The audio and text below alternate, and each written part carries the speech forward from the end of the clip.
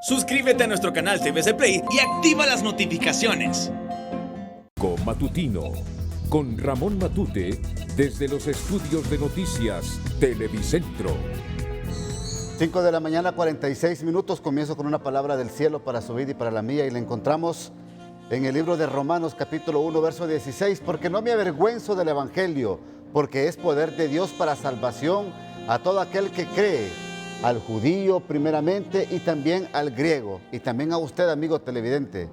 Mire, cuando el poder de Dios está en su vida, es porque el evangelio, que es buenas nuevas, ha transformado su corazón, su mente, sus pensamientos. Es cuando Dios ha operado un milagro en su vida de cambio radical. No hay que avergonzarse del poder del evangelio. Es porque es poder de Dios para sanar, para bendecir, para transformar vidas. Así lo dijo Pablo a los romanos. No me avergüenzo del evangelio porque es poder de Dios y para que se conviertan todos. Y ahí menciona nombres, judíos, griegos y por qué no decir nosotros, que somos gentiles. Gracias a Dios por este nuevo día. Buenos días, Honduras. Bienvenidos a la primera emisión informativa del país. Bueno, estamos a la espera de que el Consejo Nacional Electoral siga dando resultados oficiales. Repito, resultados oficiales de las pasadas elecciones primarias. Se habla que ayer comenzaron con el destuce, así se le llama este procedimiento, el destuce de maletas electorales, donde vienen las actas, y posteriormente hacer la digitalización de las mismas para poder dar ya resultados oficiales de estas elecciones primarias del pasado domingo 14 de marzo. Mientras tanto, seguimos esperando. Comienzo con las patrullas TN5, capital de la República, Carlos Llanes. Buenos días.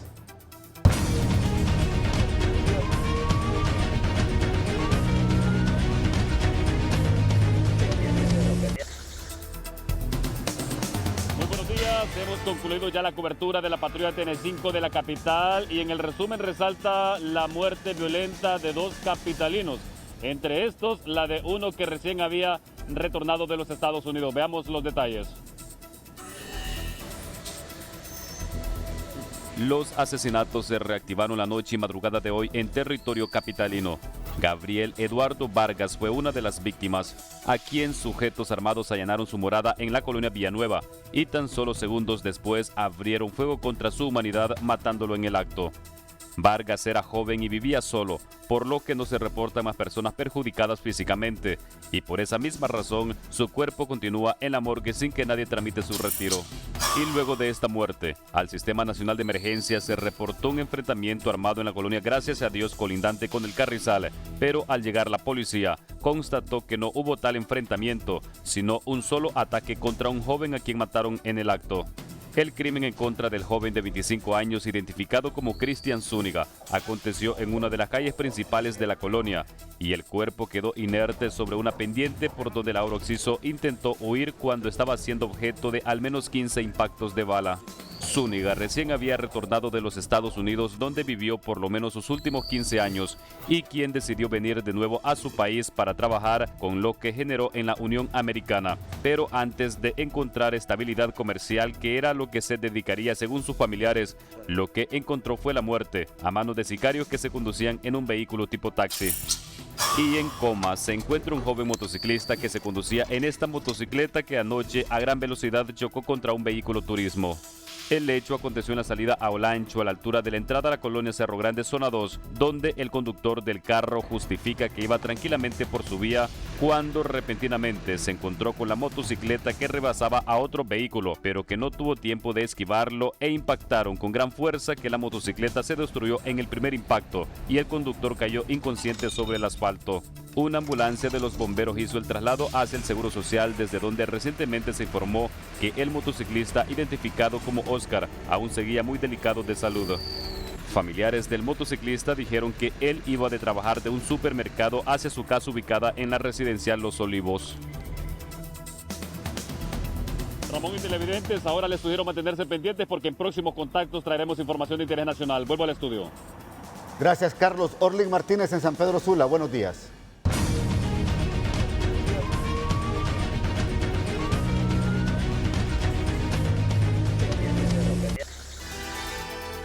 Buenos días, Ramón Matute, a todos los televidentes de TN5 Matutino. Somos primeros en noticias. Les comento que hace varios días no se registraban hechos violentos en la zona norte del país. Sin embargo, lastimosamente se registra la muerte violenta de 2 personas, entre ellas un ingeniero de Puerto Cortés. Escuchemos a continuación los detalles a través de nuestro compañero Cristian Baide. Resumen de la patrulla TN5 del Valle de Sula con la muerte violenta de un ingeniero en Puerto Cortés. Anoche fue declarado fallecido en un centro hospitalario privado quien en vida obedecía al nombre de José Luis Cepeda, luego de ser intervenido en uno de los quirófanos por las heridas de bala que recibió en un ataque en la colonia Las Mercedes del sector Nuevos Horizontes de esa ciudad. La Fiscalía de turno se encargó de efectuar el levantamiento de ley para continuar con el proceso de investigación. Asimismo, el cuerpo fue trasladado hasta la morgue del Ministerio Público en San Pedro Sula. Hasta esta madrugada se desconocía el motivo por el cual los pistoleros cometieron el crimen. En otro hecho sangriento, también anoche, pero en la colonia satélite de San Pedro Sula, fue encontrado muerto un joven identificado como David Rolando Luna Reyes, de 24 años de edad. Preliminarmente, la policía informó que el hoy occiso fue sacado por desconocidos de su vivienda en la 27 calle de la colonia La Pradera y minutos después lo habrían asesinado atrás de unas bodegas ubicadas en el Boulevard del Este. Según la información proporcionada por familiares, Luna Reyes laboraba en una fábrica de camas, pero desconocen las razones del homicidio. Entre tanto, la Policía Nacional Preventiva detuvo anoche al ciudadano Selvin Alexander Barahona Hernández, de 30 años de edad, en la aldea Pedernales de San Antonio de Cortés, ya que al momento de un registro personal le encontraron una pistola tipo revólver entre sus pertenencias. Por ese motivo fue remitido a la Fiscalía de turno del Ministerio Público sanpedrano y sería acusado por el delito de porte ilegal de armas de uso permitido. También en la colonia Cerro Verde de Choloma Cortés, agentes de la Policía Preventiva arrestaron a un adolescente de 17 años de edad por el mismo delito del detenido anterior. Este jovencito fue llevado a la primera estación de la Policía Nacional en San Pedro Sula para continuar con el proceso en su contra. Y los vecinos de la aldea Calpules de San Pedro Sula hacen el llamado a la empresa Energía Honduras o a la empresa nacional de energía eléctrica, ya que en varias zonas hay completa oscuridad por el mal estado de las lámparas del alumbrado público. Además, hay postes del tendido eléctrico que representan una amenaza para los habitantes de ese sector. Bien, Ramón Matute, esto ha sido lo más destacado, cubierto por nuestro compañero Cristian Baide. Y en otra noticia, Ramón, les comento que nos encontramos en las afueras del Gimnasio Olímpico en San Pedro Sula, donde aún no conocemos quiénes son los candidatos del Partido Liberal y del Partido Libertad y Refundación, porque el Consejo Nacional Electoral aún no se ha pronunciado. Y acá hay varias hipótesis o varios candidatos se han declarado ganadores. Sin embargo, se está a la espera de que el Consejo Nacional Electoral pues pueda determinar y decir quiénes son los ganadores, porque aún los sanpedranos no saben quiénes son. Desde el estadio olímpico, específicamente en las instalaciones del Gimnasio Olímpico, es donde nos ubicamos a esta hora de la mañana. Mientras tanto, Ramón, usted continúa informando en Tegucigalpa. Gracias, Orlin Martínez en San Pedro Sula. Nahum Monge en la ciudad de La Ceiba, patrulla TN5. Buenos días.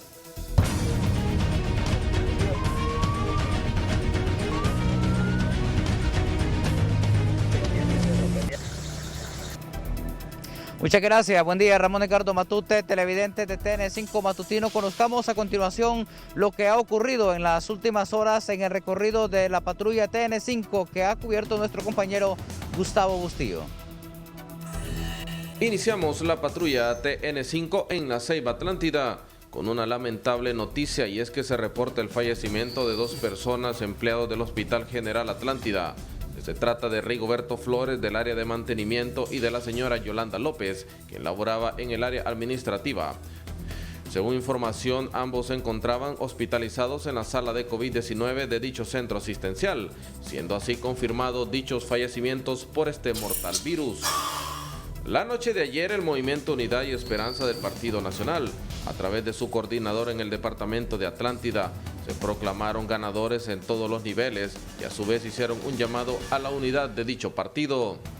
Bueno, aquí lo hago en calidad de ciudadano, de vecino de La Ceiba y de coordinador departamental de este Partido Nacional, que ayer tuvo una fiesta democrática, así como otros partidos. Hoy queríamos hacer un llamado a la unidad.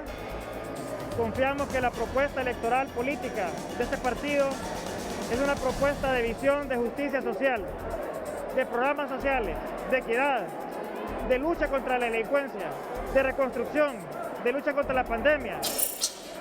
La unidad médico de emergencia SUME reporta traslados a distintos centros asistenciales de esta ciudad y a la vez se muestran preocupados por los repuntes de casos de COVID-19. En este momento hemos tenido 3 salidas de emergencia, para lo cual nos ha activado el sistema nacional 911 a través de la llamada de la población. Pues el día de hoy, ahorita fue un accidente donde hubieron 2 personas involucradas y una persona COVID-19 positiva. Sí, digamos, en eventos como el de ayer, que fue un evento masivo con las elecciones internas de los partidos políticos de nuestra nación, hemos tenido bastante concentración de personas en lugares reducidos posiblemente, medidas de bioseguridad como el uso de mascarilla, el uso de gel antibacterial o de otro tipo de desinfectantes o de protectores, pero también se pudo observar en algunos eventos, en las redes sociales más que todo, la afluencia de personas sin el tipo de protección personal, que no se permitía entrar a votar, pero sí llegaban al lugar donde estaban siendo efectivas las elecciones.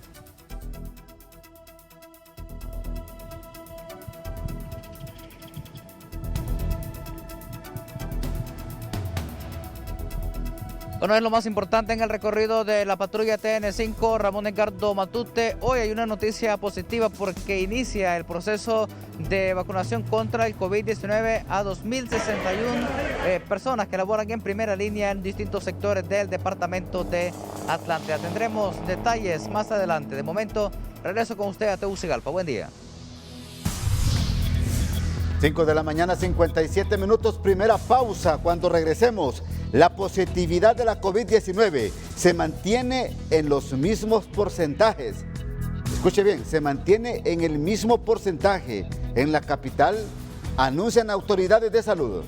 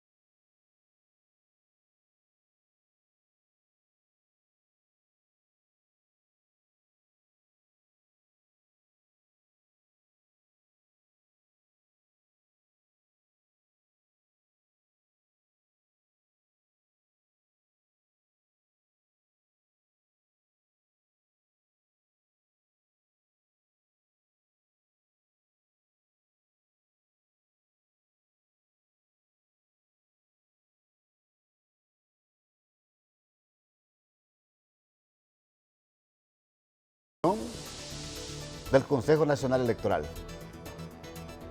Pero que sea Tony Munguía, porque ayer con tantas expectativas, Tony, hablaron los observadores, se dieron comunicados, se anunciaba de que comenzaba el destuce de las maletas para poder conocer acta por acta los resultados, pero no ha pasado absolutamente nada. ¿Qué elemento maneja usted, Tony? Buenos días.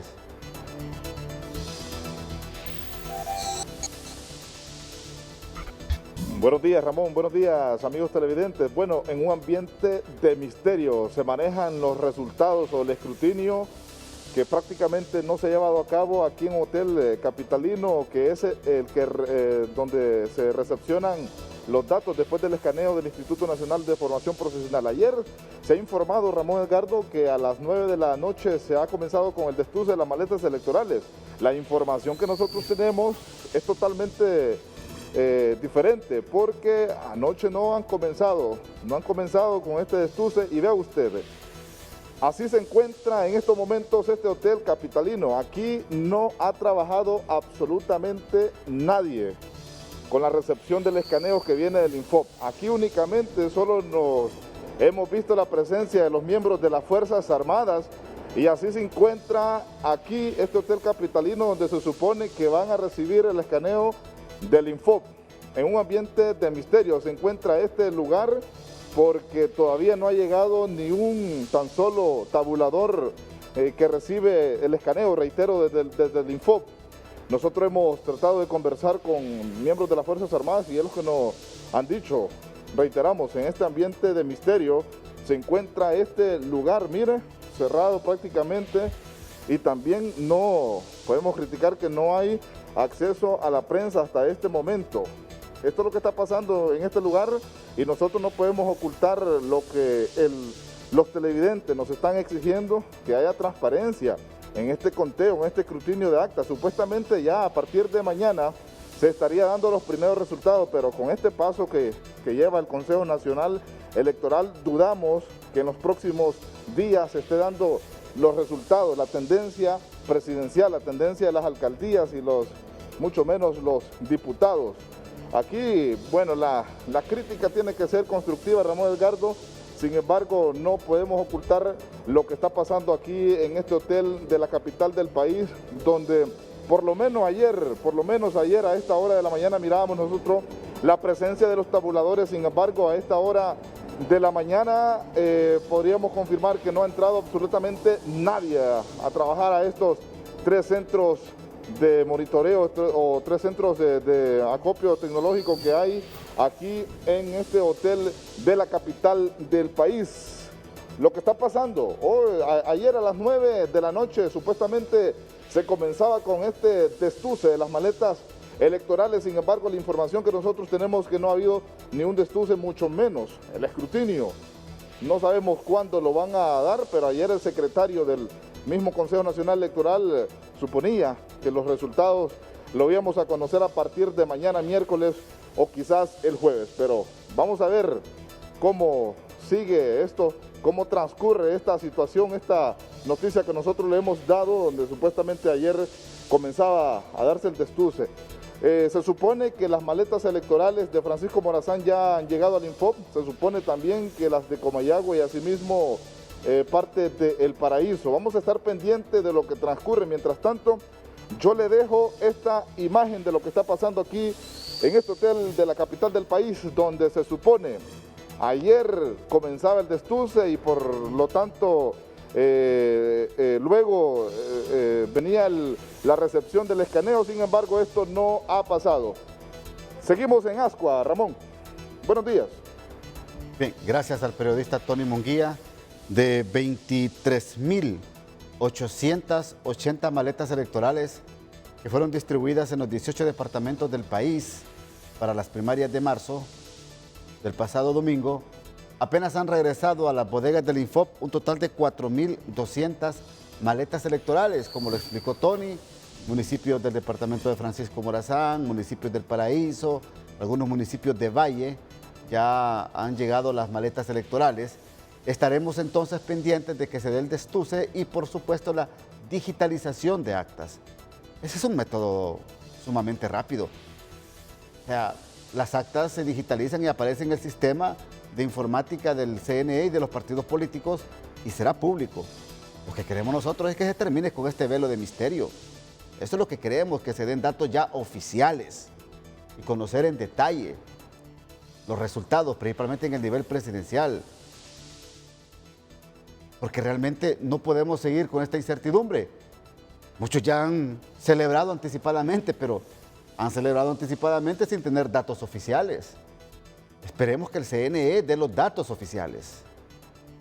Por eso la larga espera en esta mañana, todos estos 2 días, desde que se cerraron las urnas a las 5 de la tarde del domingo 14, 5 de la tarde del día lunes y ya vamos a cumplir 2 días y no tenemos resultados. Bueno, señores del CNE, yo sé que hay algunos de ustedes, algunos consejeros suplentes que dicen que sienten pena ante el pueblo hondureño por esta situación, pero hay otros que creo que no la tienen. Bien, vamos a hacer contacto con nuestros compañeros corresponsales y comienzo con Jorge Ramírez.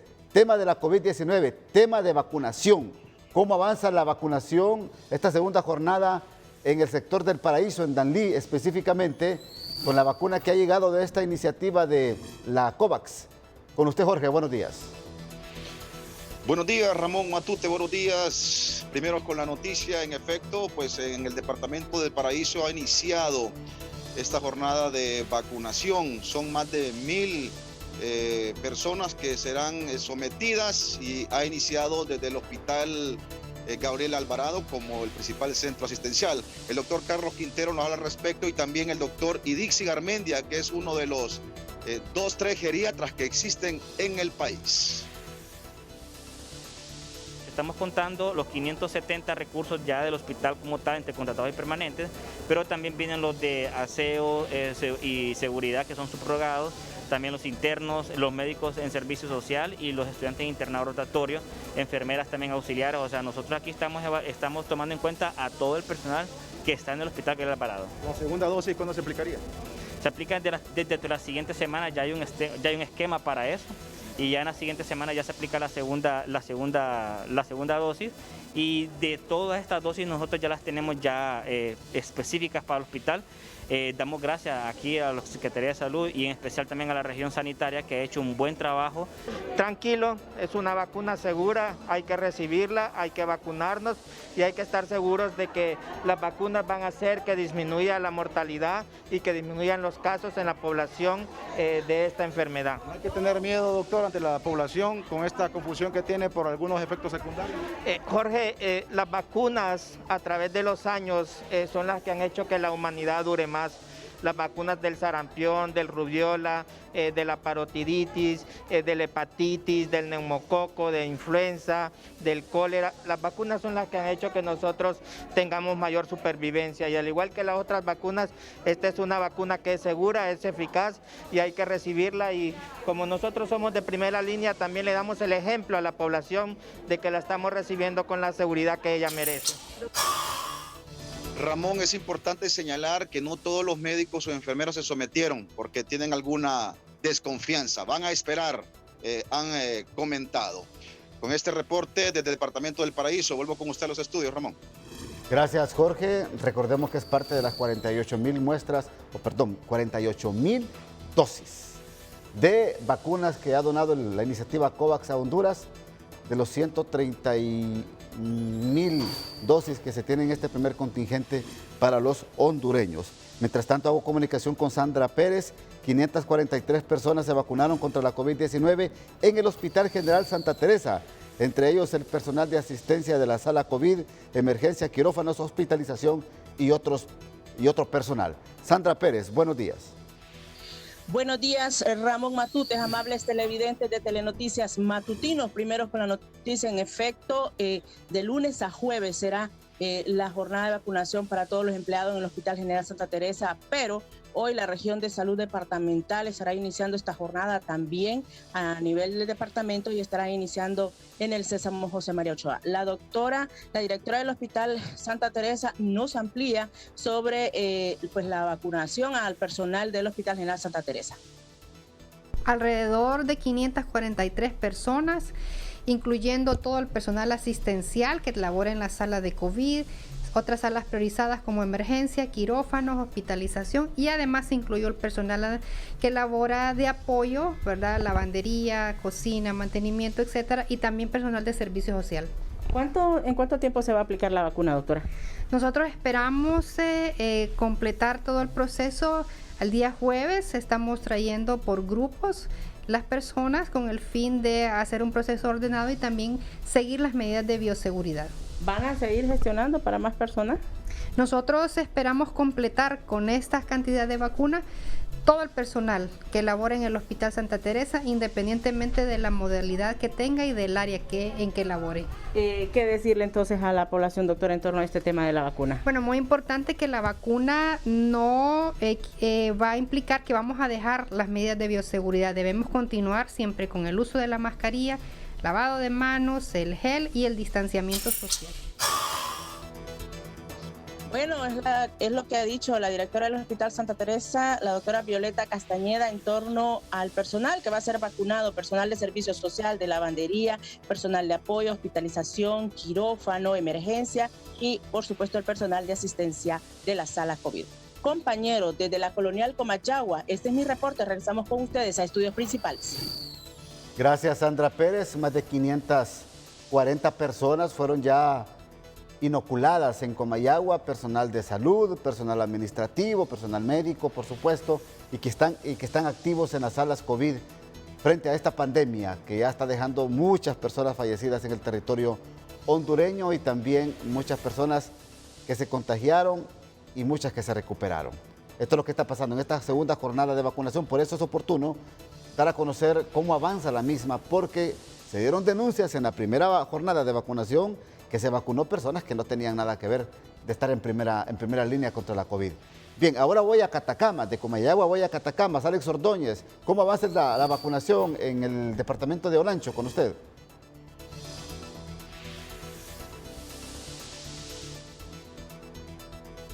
Con la noticia y es que ha llegado la vacuna contra el COVID-19 al departamento de Olancho, comenzando el día de ayer en el Hospital San Francisco en Juticalpa, donde se vacunarán aproximadamente unos 600 personas, tanto como las personas, ¿verdad?, que están en primera línea, hablando de los doctores, como las personas que están con maquiadoras, se vacunarán ahí en el Hospital San Francisco. El doctor Osman García, que es director de este centro hospitalario, aquí nos da declaración.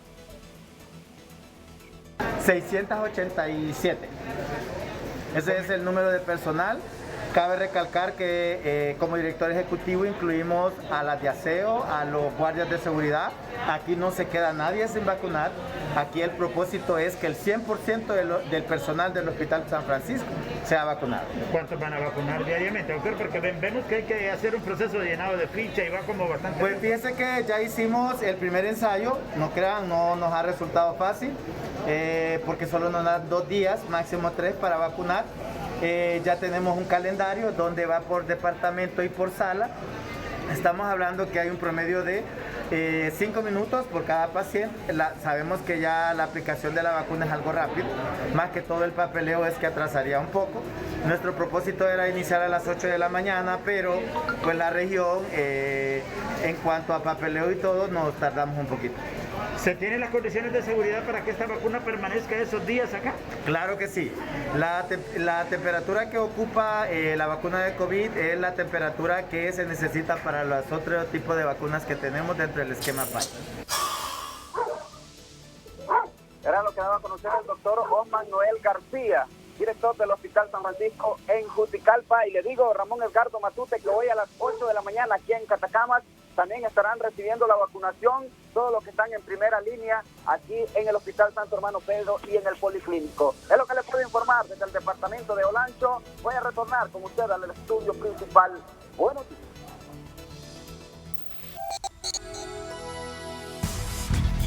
Vamos a la pausa. Antes, así amanece la capital de la República, una madrugada bien fría y una mañana muy fría aquí en la capital de la República. Estamos hablando de 14 grados Celsius. Es la sensación térmica en Tegucigalpa y Comayagüela. Usted observa allá al fondo, en las montañas, los primeros rayos del sol que alumbran y rayan, por supuesto, la superficie de la capital hondureña y que nos dice, levantémonos con gozo y alegría y con los objetivos claros hoy, martes 16 de marzo.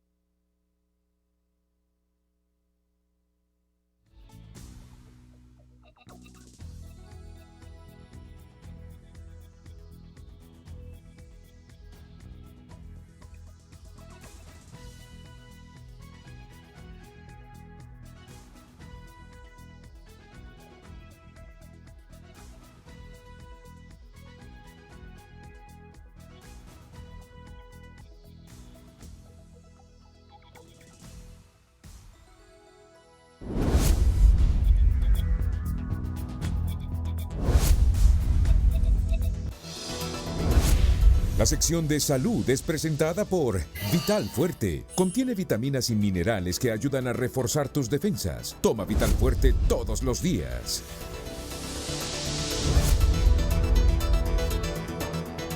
La positividad de la COVID-19 en la capital de la República se mantiene en los porcentajes de 30 a 35%.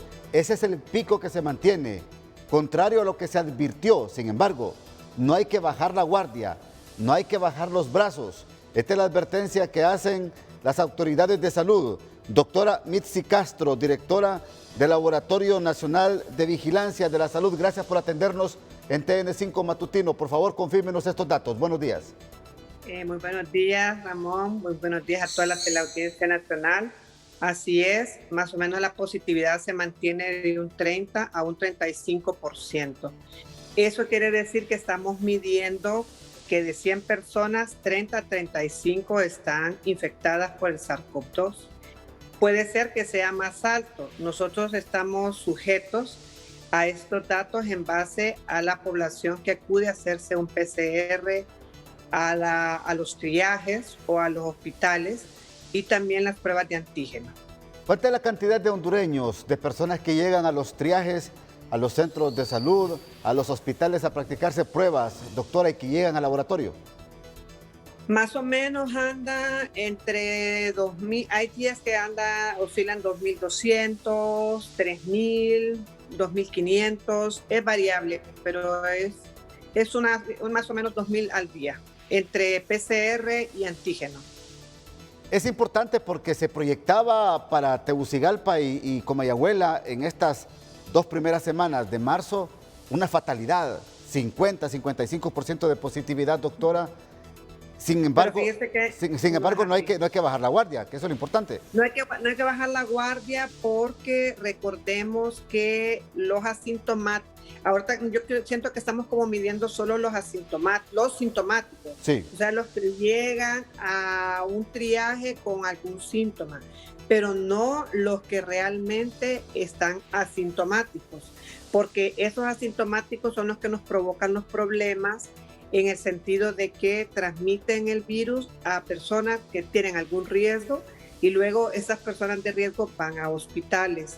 También es importante mencionarle a la población que tiene síntomas, que si, por ejemplo, siente como una gripe, algo que cree que es su alergia normal, pero que tiene algo diferente, como por ejemplo dolor en el cuerpo, dolor en los músculos, dolor en las articulaciones, debe de pensar primero en que puede ser COVID. No hay que tener miedo ante esta situación, más bien hay que enfrentarla y ver de qué forma se trata, ¿verdad? Uno de los efectos de los productos que, mejor dicho, de los protocolos más importantes que ha usado el país es el maíz. Y el maíz en los primeros días de los síntomas es muy efectivo. Entonces es muy importante que todas las personas acudan a los triajes o a un médico privado si no quieren ir a un triaje, pero sí que no se confíen. Doctora, en el caso de los asintomáticos, ¿estos andan normalmente en la calle como cualquier ciudadano común y corriente? ¿Esto es lo que se ha detectado? Eso es, el asintomático no siente nada, como lo dice la palabra, asintomático es sin síntomas. Entonces ellos no sienten nada y llevan a la casa, normalmente es el que sale, porque hay otra cosa importante que es algo que yo he estudiado mucho, los fenómenos en casa. Normalmente hay personas que se cuidan extremadamente en sus trabajos, incluso conozco personas que han comido, han tomado sus alimentos en el carro para no infectarse y terminan infectados. ¿Pero por qué? Porque llegó alguien a su casa, se quitaron la mascarilla, porque el mayor problema es cuando se quita la mascarilla de la persona y hay un intercambio de saliva. No hay que pensar que el virus anda en el ambiente o que el virus nos va a contaminar en el supermercado. No, el virus anda, se transmite cuando mis gotas de saliva salen hacia afuera. Doctora. Y cuando otro las respira. Doctora, de cada 100 hondureños, ¿cuántos asintomáticos andan en las calles de repente propagando el virus? Si nos pasamos en la estadística, pudiera andar, digamos, yo decía un 35%, desde cada 100, tal vez un 15% puede andar en la calle asintomático. Estamos hablando entonces que, disculpe doctora, estamos hablando que de cada 100 hondureños, 15 que son positivos de la COVID son asintomáticos y andan libremente en las calles del país. Pudiera ser ese 15 o tal vez un poco más, porque en teoría, al principio de la pandemia se decía que por cada asintomático habían 4 asintomáticos. Sí. Entonces, si le hacemos ese factor de multiplicación, probablemente ese 15 queda muy bajo. Doctora, ¿qué va a pasar después de las elecciones primarias? ¿Usted cree que la positividad va a aumentar de la COVID-19 en el país? ¿Está preparado el laboratorio de la Nacional de Vigilancia? Sí, por favor. Sí, definitivamente va a haber infección. Yo estuve viendo el domingo en la tarde, me dediqué a ver bastantes programas, todos los canales los podía poner. Y bueno, me preocupó mucho la aglomeración de las personas en la... no había el distanciamiento cuando estaban haciendo la fila para ir a votar. Y la otra es que también a la hora de entrevistar a las personas que estaban siendo, se habían postulado como precandidatos, era una aglomeración increíble de los medios de comunicación. Yo también voy a decir eso, ¿verdad? O sea, prácticamente en las elecciones casi todo el mundo se olvidó de esto. Sí, se expuso bastante. Bueno, donde por ejemplo yo voté, todas las medidas de bioseguridad, había bastante aire, pero no en todos los sectores del país hubo esa posibilidad. ¿Y en cuánto puede aumentar la positividad, doctora? Bueno, ojalá que no llegue al 50, ojalá. Terrible. Terrible esto, y viene Semana Santa, entonces recordemos, probablemente 8 días a 10 es el tiempo que pueda tardar en desarrollar síntomas, y más o menos en esos 10 días coincidimos con casi Semana Santa, porque creo que faltan como 10 días para Semana Santa, ¿verdad? Sí. Entonces, va a ser para mí va a ser un solo, como quien dice, un solo bloque, digamos, de contagios si no tenemos las medidas. Yo lo que hago es que yo pienso que lo importante es que en Semana Santa, como nuevamente vuelven las tradiciones familiares, reencuentro, porque a veces hay oportunidad de poder verse con los familiares que están fuera de la ciudad, es siempre distanciamiento, reuniones familiares fuera de la casa, y el que sirve la comida use su mascarilla. Perfecto. Y tal vez no coman todos apiñados, todos, sino que siempre separados. En casa se está contaminando mucho la gente, más que en la calle. Mucha atención también a esta noticia de último minuto que manejamos en el matutino y que también nos revela la doctora Mitzi Castro. Mucha atención.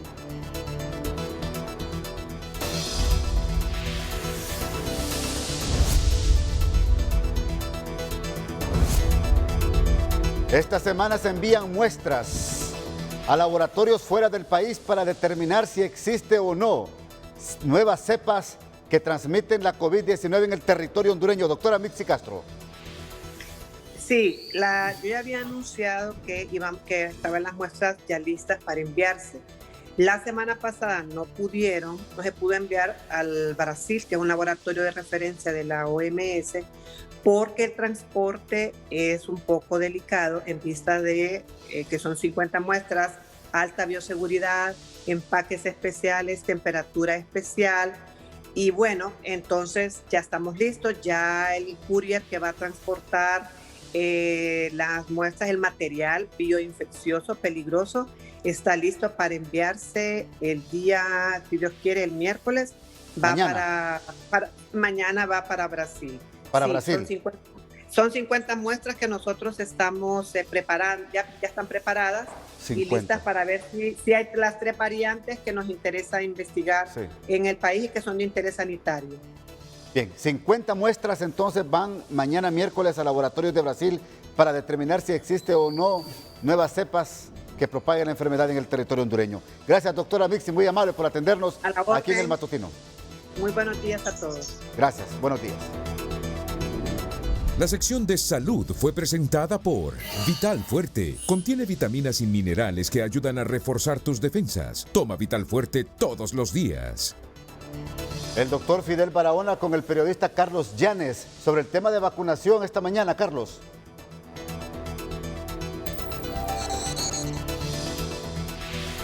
Así es, Ramón. Bueno, el doctor Fidel Barahona tiene criterios importantes sobre dos temas, el de los hospitales móviles y también sobre la vacuna. Comencemos, doctor, con el tema de la vacuna. ¿Hace recomendaciones usted a las autoridades de que se haga una revisión, que se ponga atención a la suspensión de esta vacuna en cascada en la Unión Europea? Muy buenos días. Mire, si países desarrollados que tienen una gran capacidad técnica, tecnológica, para poder abordar ese tipo de temas, ellos toman la decisión de suspender temporalmente la vacunación con AstraZeneca por los casos de efectos adversos en donde se produjeron coágulos en los pacientes, si ellos han tomado esa determinación, ¿qué le dice la lógica? Si en nuestro país no tenemos una vigilancia postvacunal. Entonces, si eso es así, verdaderamente, las autoridades locales deberían de tomar en consideración todo eso para que la decisión que en el país se tome sea la apropiada. Porque ahorita, por ejemplo, hoy van a iniciar la vacunación con el personal de salud, con esa vacuna. Por eso es que hay muchos que no queremos ponernos esa vacuna. ¿Usted no se la va a poner, doctor? No, mientras no haya la suficiente evidencia de que no es la vacuna la que produce ese problema, definitivamente no, porque puede ser yo uno de los premiados, por así decirlo, de producir efectos adversos. Bueno, usted es uno de los médicos que trabaja directamente en la Secretaría de Salud. ¿Hay más personal, más médicos que tienen el mismo concepto o pensamiento suyo? Sí, y usted se va a los hospitales también y a los centros de salud y es exactamente igual. Es que miren, no se necesita ser médico, no se necesita ser epidemiólogo para sacar una deducción lógica. Si en otros países, como le decía, desarrollados, han suspendido temporalmente el uso de esa vacuna, aquí se debería de hacer lo mismo y no someter a la población, máxime al personal de salud, a un riesgo innecesario. Bueno, el tema de los hospitales, ya se dijo que no iban a servir para pacientes COVID, pero usted considera de que en los próximos días, en un eventual desbordamiento, podrían ser utilizados. Mire, ayer, ¿cómo se llama? Pusieron un pastel y le pusieron una velita porque cumplieron un año ya esos hospitales. Por fin aceptan de que esos hospitales no pueden ser utilizados para pacientes con COVID. Si eso lo dijimos desde antes que los trajeran. Lo que pasa es que estaba el negocio de por medio. Ahora bien, están diciendo de que no los van a utilizar para pacientes por COVID. Pero imagínese usted que se venga una avalancha de pacientes el que requieren hospitalización. Van a terminar usándolos bajo el argumento de que las personas necesitan ese tipo de atención. Y el problema que vamos a tener podría ser mayor. Y le digo eso, ¿sabe por qué? Porque aquí se toman las determinaciones de la noche a la mañana, sin pensar en los aspectos técnicos, sin pensar en los aspectos epidemiológicos, sin pensar en la consecuencia que pueda traer para la población. Doctor, ¿tiene usted conocimiento sobre reacciones adversas en compañeros suyos de los que ya se pusieron la vacuna?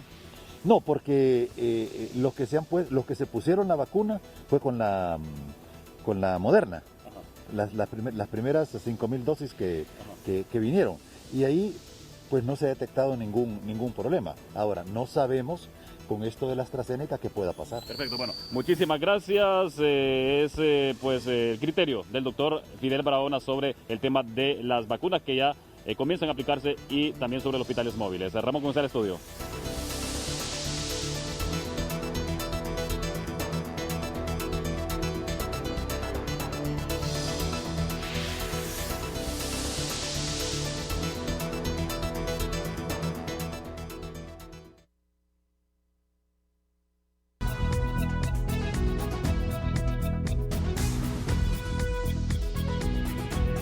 De acuerdo a lo que se informa desde Nueva York en el juicio que se le sigue al hondureño Giovanni Fuentes por su supuesta narcoactividad, hoy, este día, va a testificar nuevamente José Sánchez, que es el nombre falso del contador, y dará, de acuerdo a lo que se informa desde Nueva York, revelará algunos acercamientos entre políticos y los narcotraficantes que se cree se dieron en aquel tiempo en el territorio hondureño.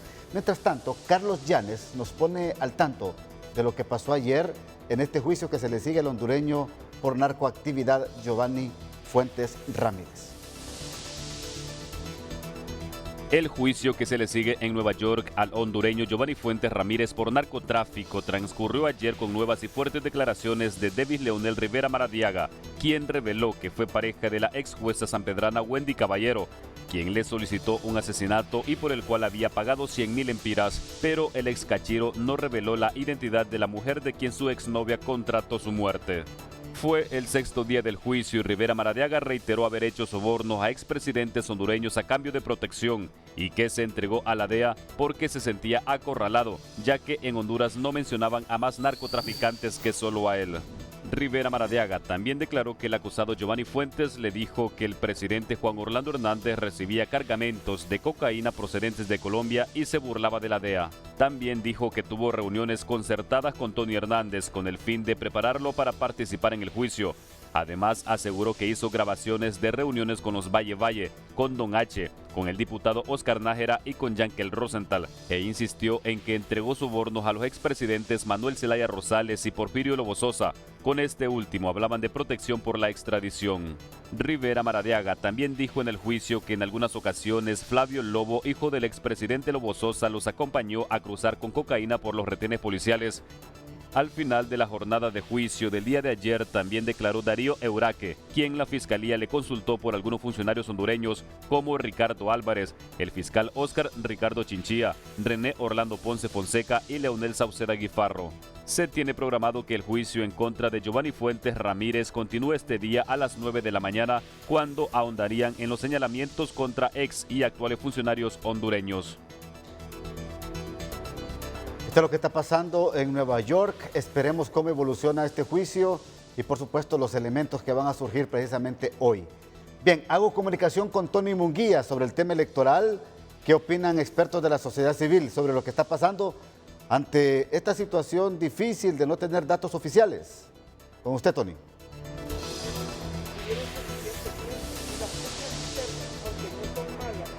Buenos días, Ramón. Así es, el Consejo Nacional Electoral nos tiene en ascua todavía y también hemos dicho que en este proceso electoral primario han habido sorpresas.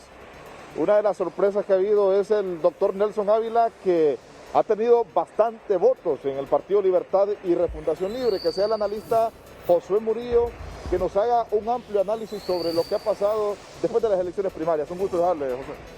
Muchísimas gracias. Mire, estamos presenciando dos cosas. Una, fenómenos dentro de los partidos políticos.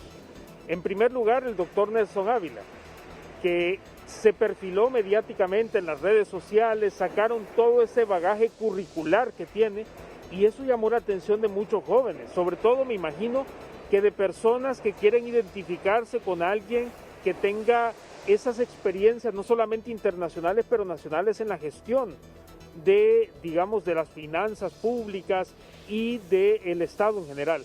Y creo que don Nelson Ávila ha dado una luz de esperanza de ese tipo de perfiles que busca cierta población de Honduras. Pero también lo que estamos escuchando de personajes que querían buscar la reelección y que no se ha dado la reelección. Otro tema importante son los votos nulos, esos votos que sirven de castigo también para los partidos políticos y que en el Partido Nacional reflejan la inconformidad de todos esos empleados públicos, de esos servidores públicos a los que se les pide que vayan a votar, porque si no aparecen, no se les renueva el contrato. Entonces lo que hacen es escribir cualquier cosa que pueda anular el voto, y eso también es una expresión de la inconformidad. Otra de las cosas que estamos presenciando, y esto es algo que verdaderamente no se tuvo que haber dado, es la falta de datos, de información del Consejo Nacional Electoral.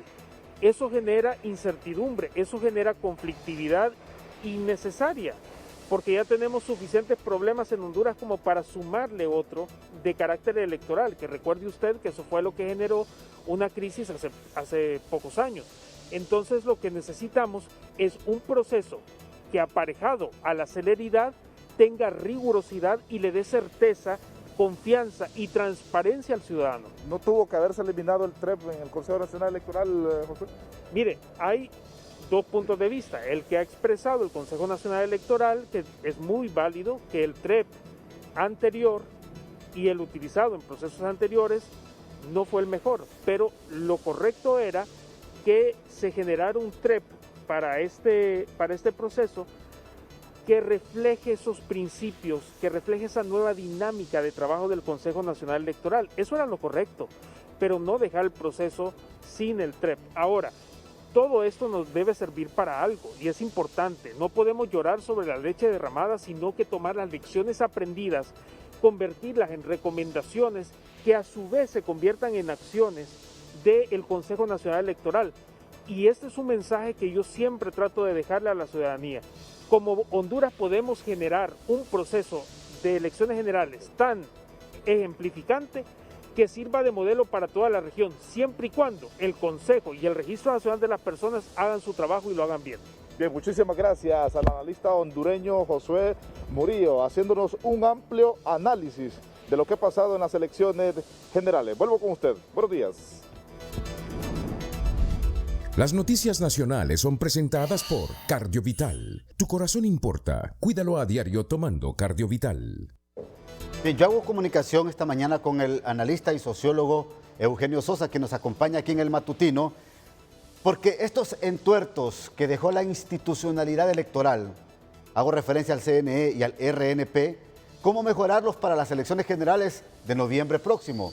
Licenciado, buenos días. Bueno, es una cuestión urgente que se mejoren, porque si esto fueran elecciones generales y los resultados fueran apretados como son en el Partido Liberal, estuviéramos en un verdadero caos y crisis política.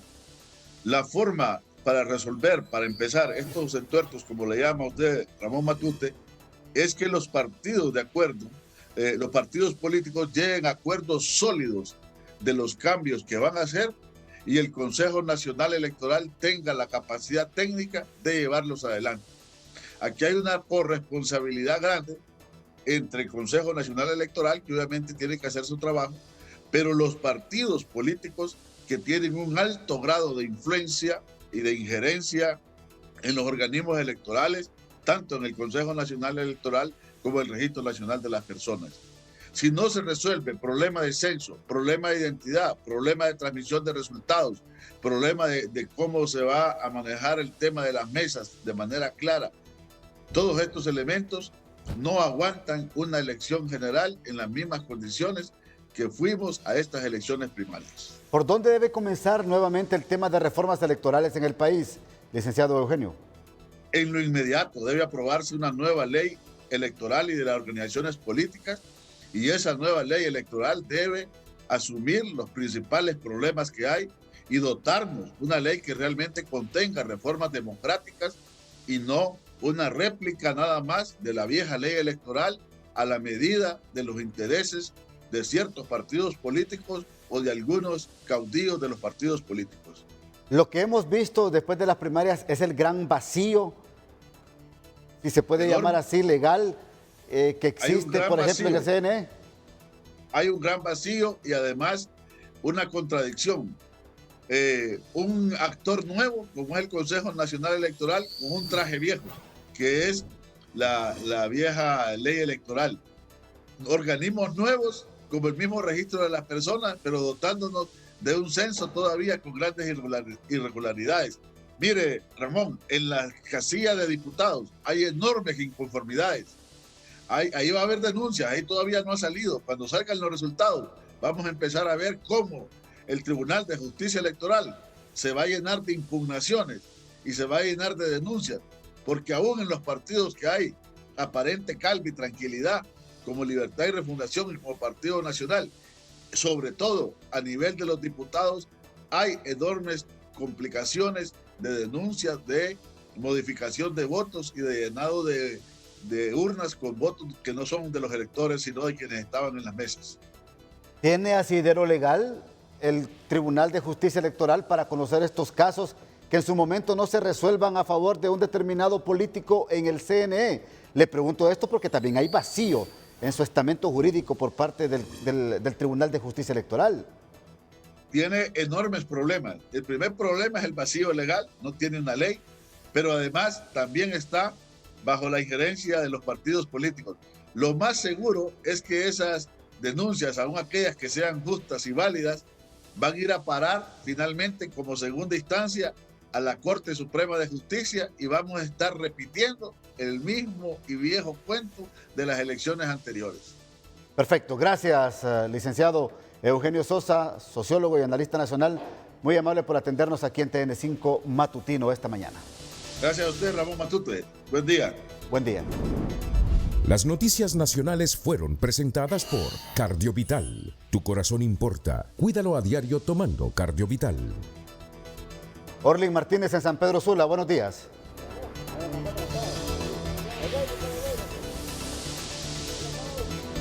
Buenos días, Ramón. Me acompaña el doctor Mike Nurmata. Él es presidente de la Asociación Pediátrica Hondureña. A los hospitales privados les toca la vacuna en los próximos días, pero, doctor, ¿hay algún temor para la aplicación de la misma, ya que en otros países avanzados se ha suspendido la misma? Muy buenos días a todos. Efectivamente, ya se ha iniciado lo que es la vacunación a nivel público y también ya este día se comienza lo que es la vacunación a nivel privado. Sin temor a las especulaciones o a cierta información que ha salido a nivel internacional. Debido a eso, nosotros hemos hecho también nuestras investigaciones con artículos y sociedades serias a nivel internacional donde nos recomiendan la aplicación de lo que es la vacuna de AstraZeneca, ya que el riesgo de trombosis que se ha mencionado no está relacionado o no tiene un enlace o un vínculo con respecto a lo que es la vacunación por la vacuna AstraZeneca, que es en este momento la que nosotros estamos recibiendo y va a ser aplicada en las próximas horas. Incluso desde ayer ya empezó a ser aplicada en lo que es el sistema público. ¿Por qué en otros países se ha suspendido entonces? Eso se da debido a que recuerden que ahorita todo está relacionado con lo que es el COVID. Se mencionó que prácticamente con un promedio de 20 a 30 personas se sospechó que estaban haciendo trombosis secundario a lo que es esta vacuna. Dinamarca fue el primer país que tuvo esos reportes, pero los otros países de la Sociedad Europea o de la Unión Europea o de toda Europa han ido cancelando solo por prevención, no porque han tenido casos de trombosis en este momento. Muchísimas gracias, muy amable el doctor Mike Nurmata. Él es presidente de la Asociación Pediátrica Hondureña en el Valle de Sula. Ramón Matute, este es mi informe. Usted continúa informando en Tegucigalpa.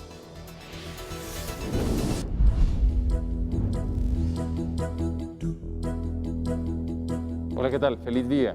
Bueno, aquí estamos para mostrarles algunas imágenes de lo que está ocurriendo en Beijing. Recuerdan que la semana pasada les mostré imágenes de lo que estaba pasando en Arabia Saudita. Bueno, ahora Beijing ha sido afectado por una tormenta de arena y así se encuentra el panorama. Ya se imaginan las vías respiratorias en este momento cómo se encuentran. Mientras eso pasa, pues este es Alemania, países de Europa, el oeste de Estados Unidos que están con nevadas históricas, temperaturas gélidas y apenas comienza porque está descendiendo una onda ártica que va a agravar estas condiciones en Europa y en el oeste de Estados Unidos. Y por otro lado, Asia sufriendo esas tormentas de arena. Así está el mundo.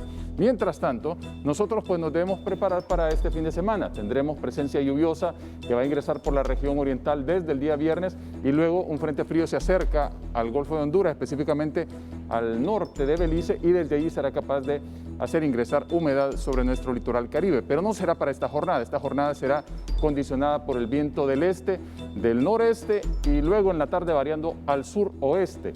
Esta condición hará que en horas de la noche pues el oleaje se vaya picadito arriba, principalmente sobre las islas de la bahía y cerca de la zona costera de Atlántida y Colón. Pero algunos acumulados deben esperarse en la parte este de Honduras y Nicaragua. Solamente allí existe la posibilidad de chubascos rápidos y de dispersos. El resto, sin una posibilidad, tendremos una condición estable para hoy porque los anticiclones seguirán rotando y enviándonos pues aire seco. Las temperaturas en el océano continúan tanto en el Atlántico como en el Pacífico reportando anomalías cercanas a los 30 grados. Y mientras eso sucede en el mar, también en tierra los mapas están en rojo, indicando que tendremos una jornada con temperaturas por encima de los 30 grados Celsius. Así estamos para esta jornada. Tome en cuenta este pronóstico y recuerde que siempre queremos como televidente y no como noticia. Que la pasen bien.